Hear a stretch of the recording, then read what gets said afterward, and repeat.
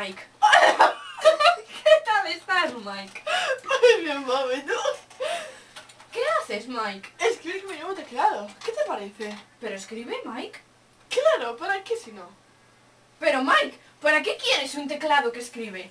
Ven, Para yo escribir. te enseñaré los nuevos teclados, esos que no funcionan. ¿Y en qué consiste, Mike? Vas a ver uno, Bob. Soy Bob.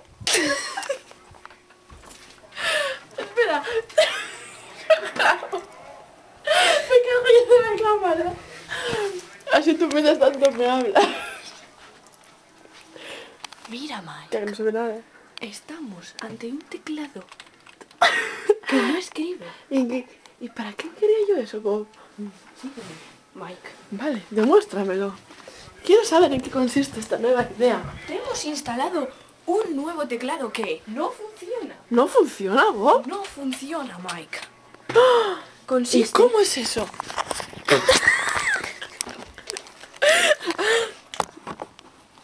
Consiste en que, ¿para qué quieres un teclado que funcione?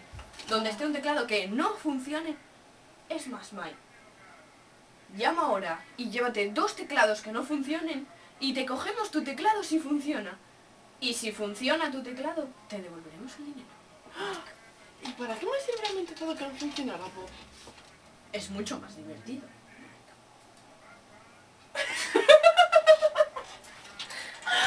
No puedo. Yo prefiero...